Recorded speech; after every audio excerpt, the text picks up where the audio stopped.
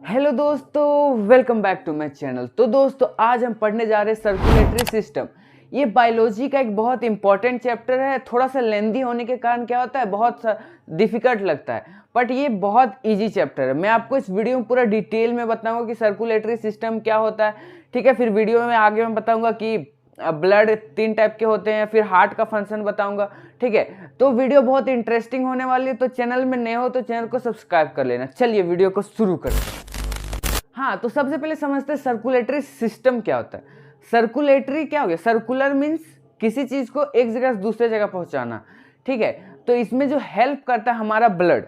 Circulatory system में जो main काम क्या रहता है, ब्लड का रहता है।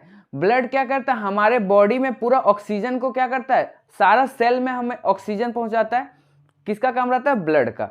ठीक है, और कार्बन डाइऑक्साइड भी ब्लड ही लाता है। ब्लड का एक ये भी फंक्शन होता है कि हॉर्मोन्स जो हमारा ग्लैंड सिक्रीट करता है, जो हार्मोन, वो पूरे बॉडी में ब्लड ही ट्रांसपोर्ट करता है। ठीक है, तो ब्लड एक टाइप का क्या है, मीडियम है जो पूरा बॉडी में सर्कुलेट करता है सब चीज का। ठीक है, तो ये इसमें बहुत सारा हमारा ऑर्गेन्स आता है। ठीक है, फिर बहुत सारा सेल ये सब आता है। बेसिकली जो हमारा आता है वो हार्ट का काम रहता है, ब्लड को पूरे बॉडी में पहुंचाना, मीन्स पंप पहले करना। समझते प्रॉपर्टीज ऑफ ब्लड। ब्लड का क्या क्या प्रॉपर्टीज होते हैं। ठीक है, तो properties of blood, properties of blood, blood का क्या क्या प्रॉपर्टीज होता है। तो सबसे पहले ब्लड जो है कभी स्टेशनरी होता है, मीन्स ब्लड कभी नहीं रुकता, हमेशा जो है 24 आवर जो हमारा बॉडी में ब्लड फ्लो करते ही रहता है। ठीक है, मीन्स इसको हम लिख सकते हैं never stationery, never stationery.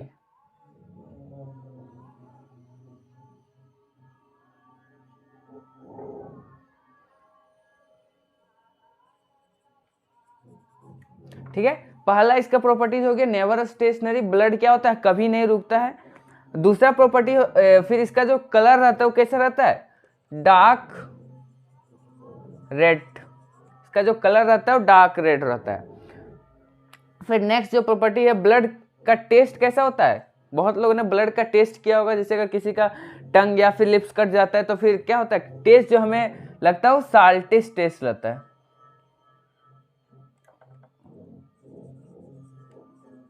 Blood का टेस्ट कैसा रहता है, साल्टिश टेस्ट रहता है।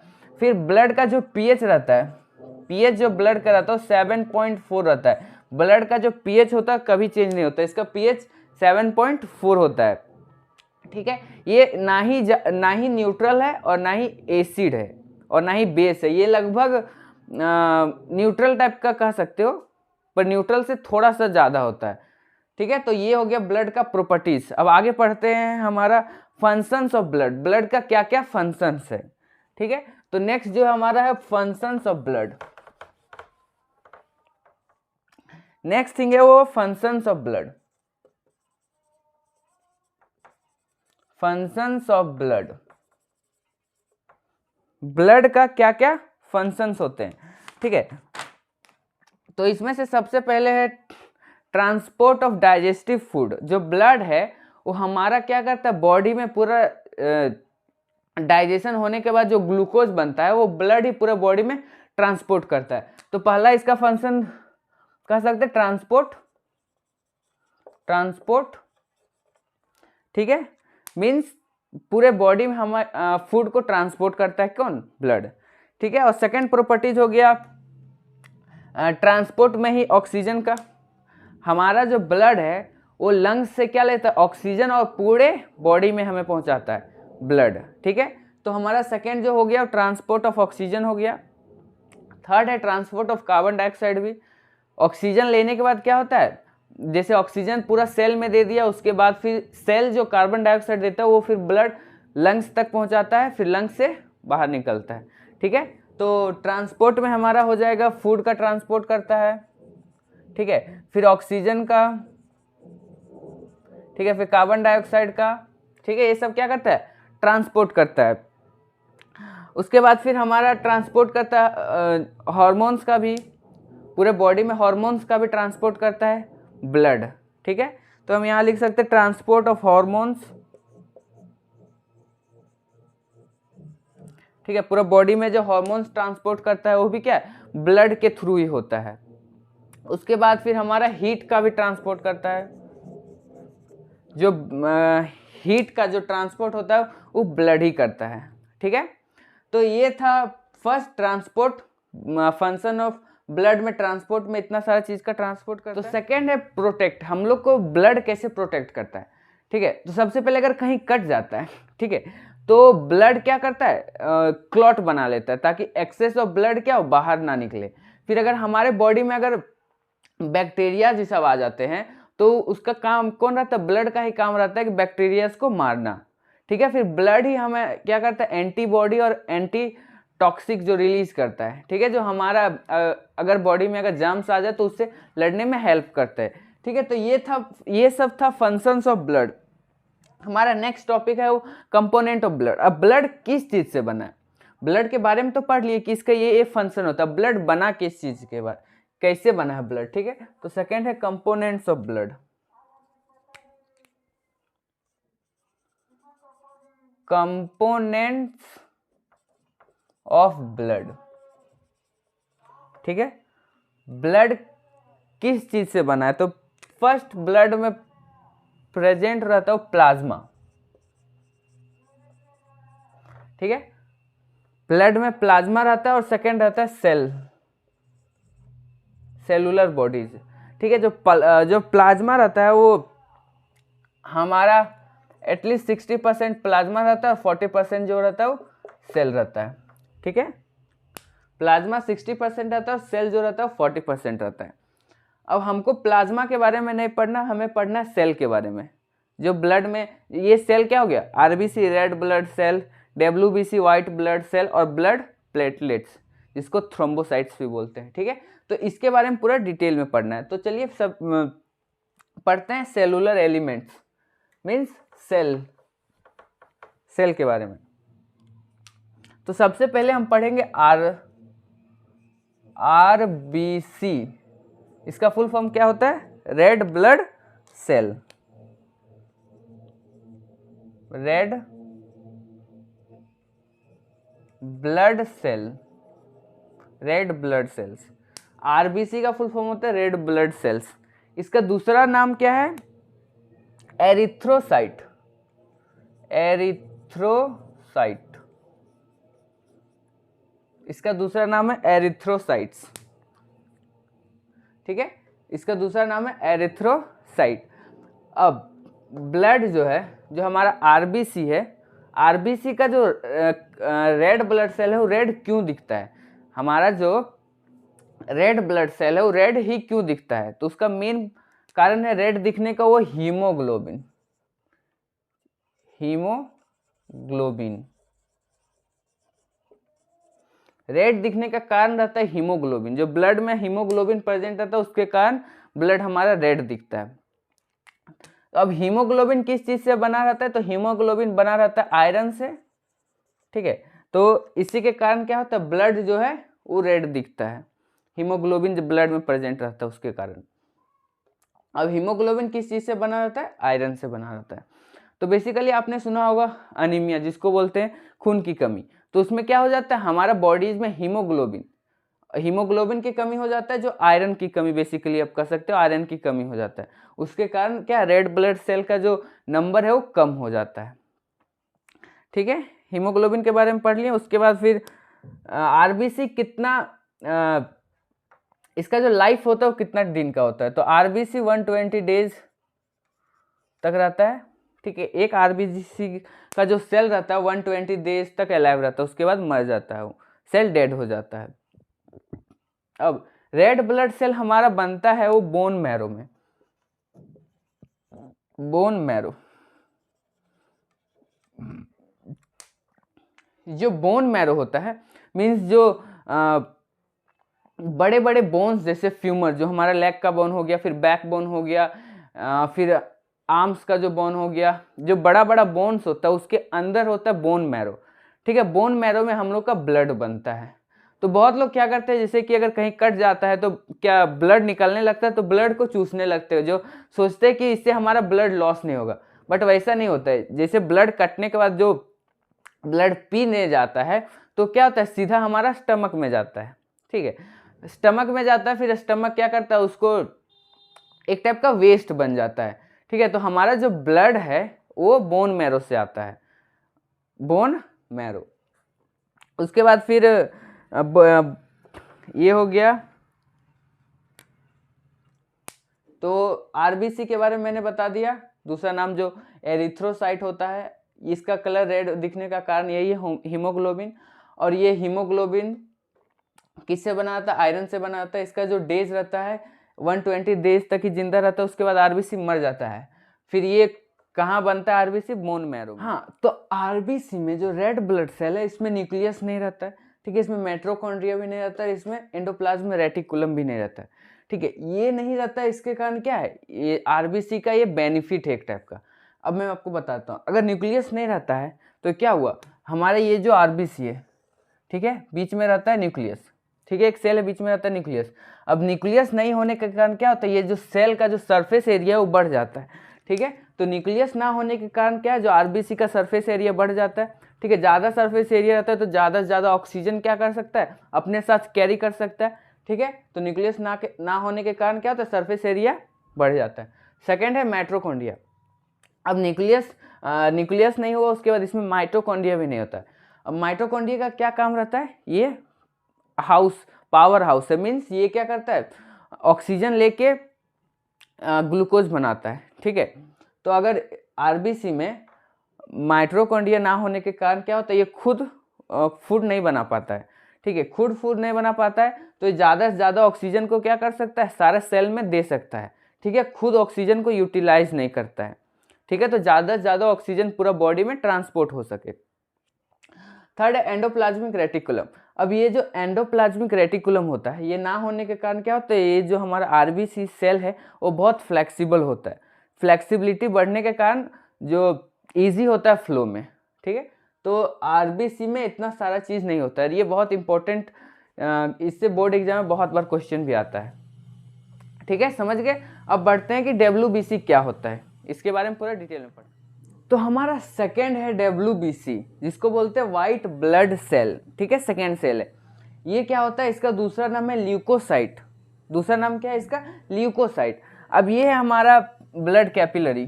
ठीक है, ब्लड कैपिलरी है, इसमें ये हमारा वाइट ब्लड सेल है, वाइट ब्लड सेल है। ठीक है, अब वाइट ब्लड सेल का क्या खासियत रहता है कि ये अमीबियोइड शेप का रहता है, मीन्स इसका जो शेप रहता है, अमीबा के बारे में आपने तो पढ़ा ही होगा लोअर क्लासेस में कि अमीबा का क्या होता है, फिक्स शेप नहीं होता है, ये कोई भी शेप में चेंज हो सकता है। उसी टाइप से ये डब्ल्यूबीसी का भी खासियत रहता है, इसका फिक्स शेप नहीं होता है। ठीक है, इसका फॉल्स लेग, जो फॉल्स लेग जिसको स्यूडोपोडिया बोलते हैं, ठीक है, उसके कारण क्या होता है कि ये जो है कैपिलरी से ईजिली बाहर निकल सकता है। ये जो हमारा यहाँ डब्ल्यूबीसी है वो कैपिलरी से ईजिली बाहर निकल जाता है। ठीक है, ये बाहर निकलने का जो प्रोसेस बोलते हैं उसको बोलते हैं डाइपेडेसिस। क्या बोलते हैं, diapedesis. Means the process from which WBC comes out from the wall of capillary. Capillary के वॉल से जो बाहर निकल जाता है प्रोसेस को बोलते हैं डाइपेडेसिस। ठीक है, अब डब्ल्यूबीसी कहाँ प्रोड्यूस होता है, बेसिकली बोन मैरो में होता है। ठीक है, और स्प्लीन में भी होता है, बोन मैरो, स्प्लीन। और जो बोन मैरो ज़्यादातर कहाँ होता है, जो बड़े लंबे लंबे बोन्स होते हैं वहाँ होता है। ठीक है, अब डब्ल्यूबीसी का जो लाइफ साइकिल होता है वो बस 2 वीक का होता है। 2 वीक के बाद क्या होता है, डब्ल्यूबीसी मर जाता है। फिर हमारा जो डब्ल्यूबीसी के बारे में पढ़ लिए, डेफिशिएंसी डिजीज या फिर बेसिकली डिजीज। डब्ल्यूबीसी से हमारा कौन कौन सा डिजीज होता है डब्ल्यूबीसी से रिलेटेड। पहला है ल्यूकेमिया। ल्यूकेमिया क्या है, एक ब्लड कैंसर है। इसमें क्या होता है, जो डब्ल्यूबीसी का जो नंबर है, डब्ल्यूबीसी का जो नंबर है वो इंक्रीज होता है। ठीक है, बहुत ज्यादा एक्सेसिव अमाउंट में इंक्रीज होता है। एक टाइप का ये क्या है, ब्लड कैंसर है, ब्लड कैंसर है। ठीक है, इसमें क्या होता है कि डब्ल्यूबीसी का नंबर है बहुत ज़्यादा बढ़ने लगता है। बहुत ज़्यादा बढ़ने के कारण क्या होता है, ये एक फैटल डिजीज, इससे बहुत ज़्यादा रिस्क होता है डेथ होने का। ठीक है, तो ये एक फैटल डिजीज है ल्यूकेमिया। ये तो ये जो ल्यूकेमिया है इसका ट्रीटमेंट अभी तक एक ही है कि ब्लड ट्रांसफ्यूजन से इसका ट्रीटमेंट होता है। अब ल्यूकोपेनिया, ल्यूकोपेनिया किसको बोलते हैं, ये दोनों से कंफ्यूज नहीं हो गया, ये है ल्यूकेमिया और ये है ल्यूकोपेनिया। ल्यूकोपेनिया क्या होता है कि इसमें जो WBC का जो नंबर है, ठीक है, वो डिक्रीज होता है।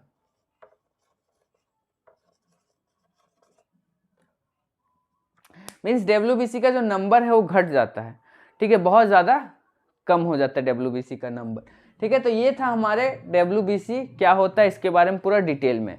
अब पढ़ते हैं कि WBC का क्या क्या फंक्शन होता है, ठीक है।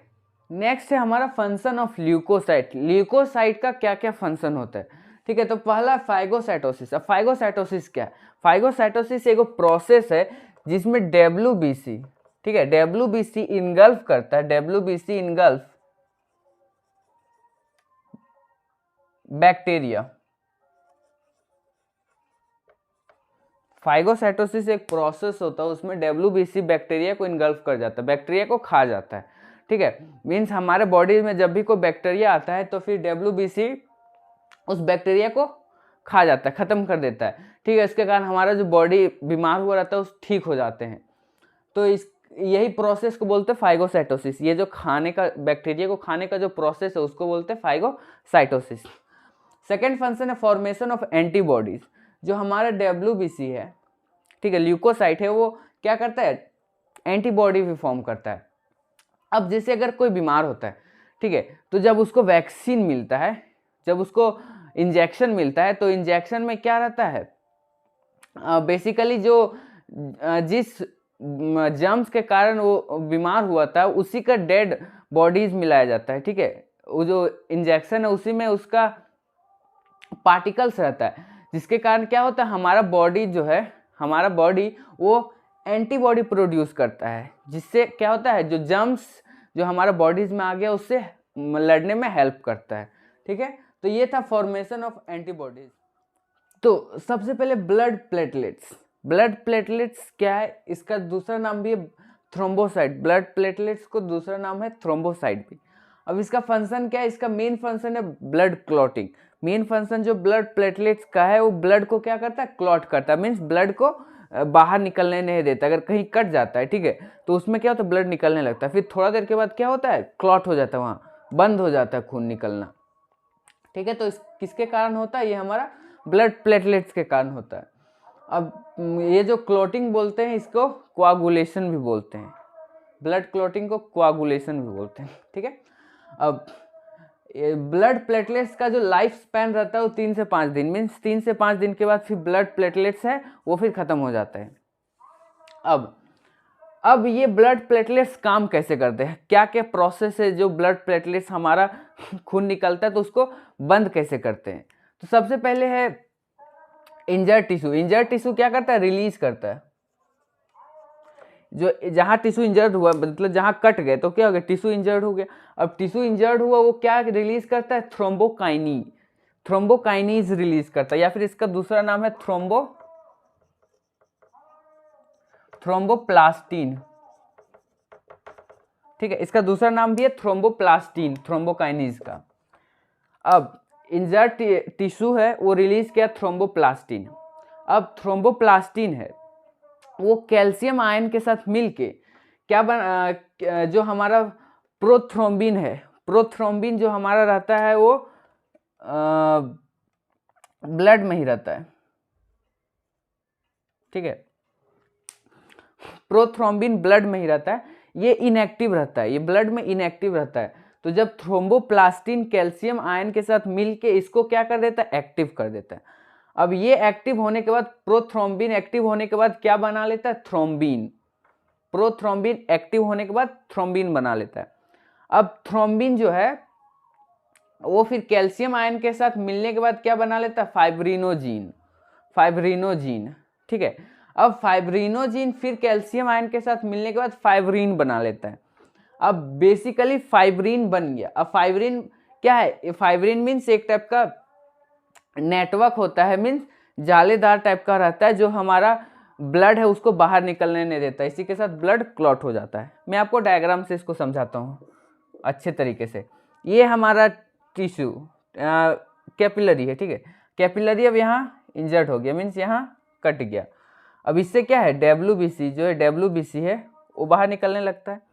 तो बाहर निकलने लगता है तो यहाँ क्या करता है, ब्लड प्लेटलेट्स नेटवर्क बना लेता है, थ्रेड नेटवर्क टाइप का, ठीक है। तो इससे क्या होता है, जो RBC जो निकल रहा है वो क्लॉट हो जाता है, ठीक है। तो क्लॉट होने का ये प्रोसेस है। पहला टिश्यू इंजर्ड होता है तो रिलीज क्या करता है, थ्रोम्बोकाइनिन, जिसको थ्रोम्बोप्लास्टिन भी बोलते हैं। अब ये क्या करता है, कैल्शियम आयन के साथ मिलने के बाद प्रोथ्रोम्बिन जो हमारा ब्लड में ही रहता है, ये इनएक्टिव रहता है, फिर इसको क्या कर देता है, एक्टिव कर देता है। एक्टिव करने के बाद ये जो प्रोथ्रोम्बिन है वो क्या बनाता है, फिर थ्रोम्बिन। अब ये जो थ्रोम्बिन है फिर कैल्शियम आयन के साथ मिलने के बाद फाइब्रिनोजिन बना लेता है।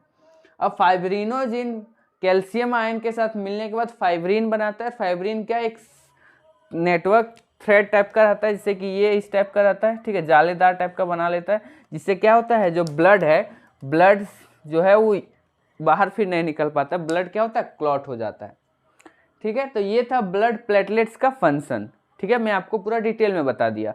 अब ब्लड कितने टाइप के होते हैं, अब मैं आपको ब्लड ग्रुप बताऊंगा, ठीक है। तो जो ब्लड ग्रुप होता है वो 4 टाइप का होता है। ब्लड ग्रुप 4 टाइप का होता है, AB एंड O, 4 टाइप का ब्लड ग्रुप होता है, ठीक है। अब हमारा जो RBC है उसके सरफेस में रहता है एंटीजेन, इसको क्या बोलते हैं, एंटीजेन बोलते हैं। मीन्स RBC के जो सरफेस पे रहता है उसको एंटीजेन बोलते हैं। और ये हमने आपको बताया था कि जो ब्लड है उसमें RBC, WBC, फिर ब्लड प्लेटलेट्स रहते हैं, उसके बाद प्लाज्मा भी रहते हैं। तो ये जो प्लाज्मा में रहते हैं उसको बोलते हैं एंटीबॉडीज, ये है एंटीबॉडीज, ठीक है, ये है एंटीबॉडीज। RBC के जो सरफेस पे रहता है उसको एंटीजेन बोलते हैं। ये है प्लाज्मा, ये क्या है, प्लाज्मा, ये है प्लाज्मा बाहर वाला।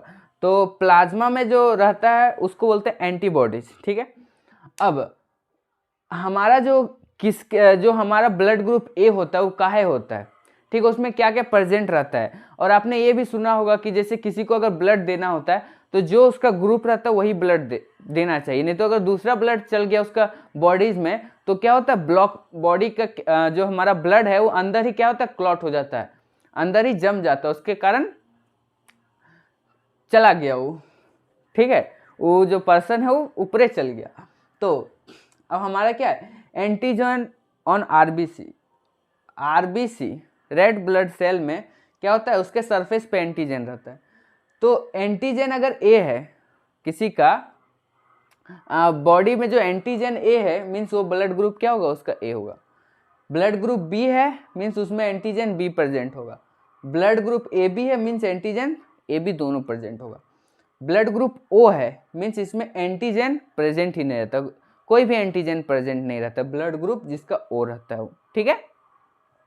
अब एंटीबॉडीज ऑन प्लाज्मा, हमने आपको बताया जो प्लाज्मा है ये बाहर वाला, उसमें एंटीबॉडीज रहते हैं।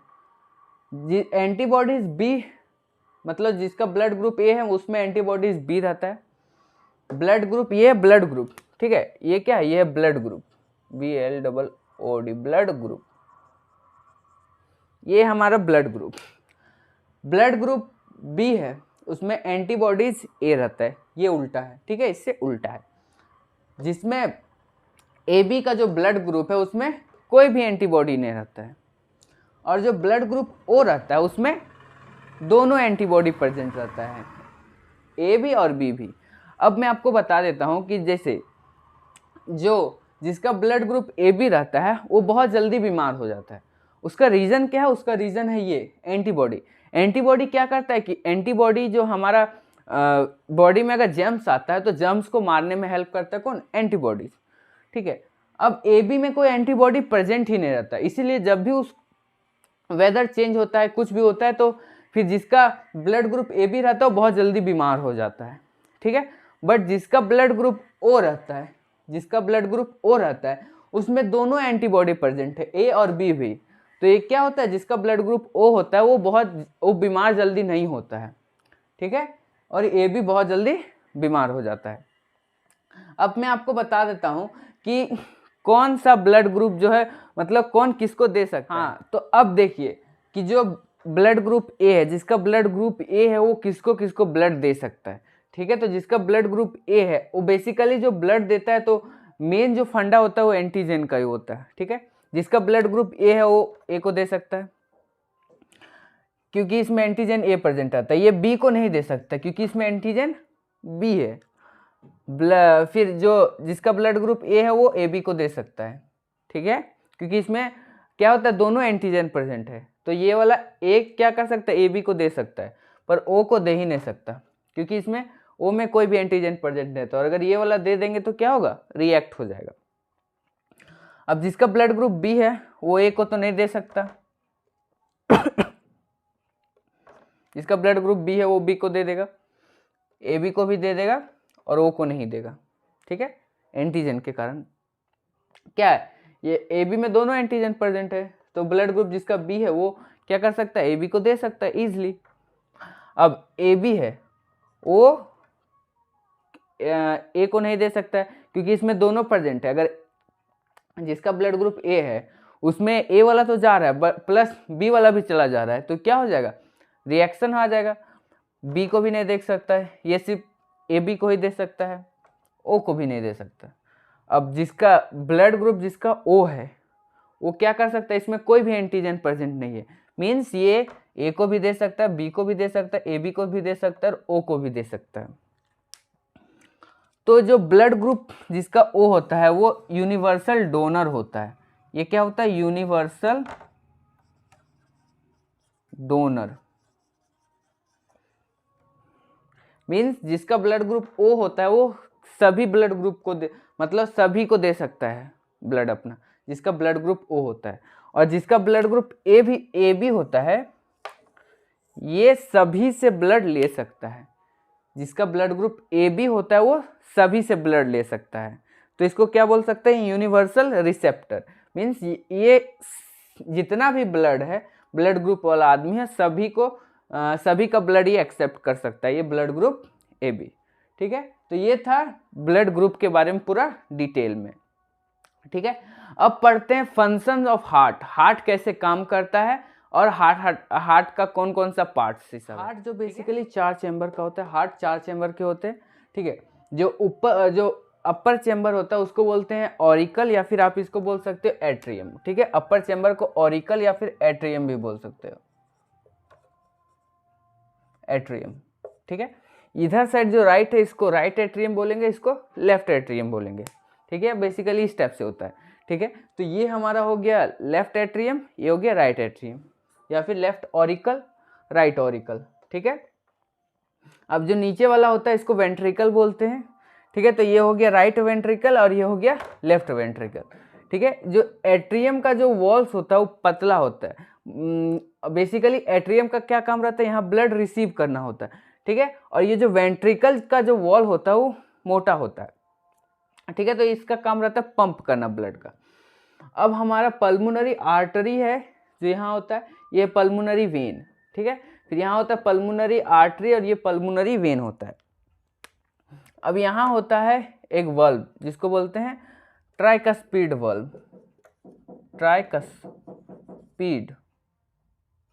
Tricuspid valve.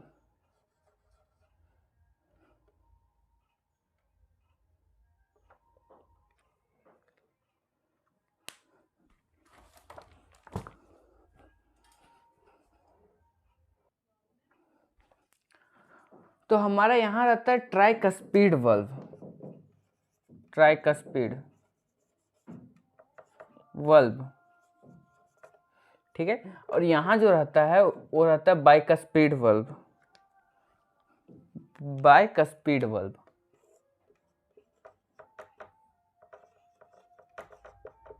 Bicuspid valve.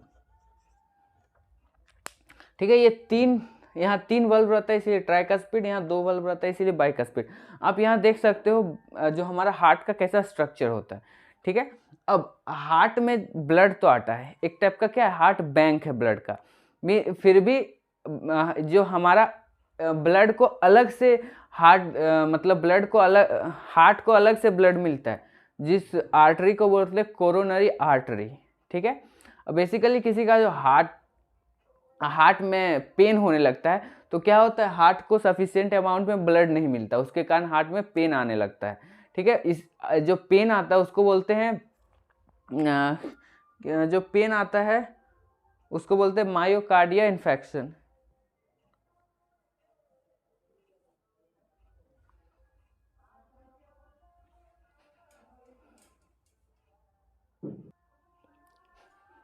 ठीक है, तो इसी के साथ हमारा हार्ट का जो है सारा कंप्लीट हो गया। अब थोड़ा सा बचा है आर्टरी, वेन और कैपिलरी, ठीक है। तो इसके बारे में पढ़ लेते हैं, उसके बाद हमारा चैप्टर जो है कंप्लीट हो जाएगा। सबसे पहले है हमारा आर्टरी। आर्टरी का जो वॉल होता है, ठीक है, ये आर्टरी है, ठीक है। इसका जो वॉल होता है वो थिकर होता है और ये आर्टरी कैरी करता है ऑक्सीजनेटेड ब्लड। ये क्या कैरी करता है? ऑक्सीजनेटेड ब्लड, ऑक्सीजनेटेड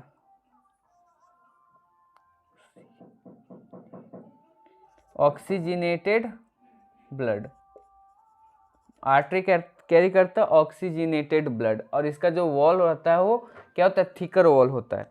और वेन जो है, ठीक है, वेन का जो वॉल होता है वो थिनर वॉल होता है, ठीक है। वेन का जो वॉल होता है वो थिनर होता है और ये कैरी करता है डीऑक्सीजनेटेड ब्लड, डीऑक्सीजनेटेड ब्लड, ठीक है। हमारा कौन कैरी करता है? वेन कैरी करता है।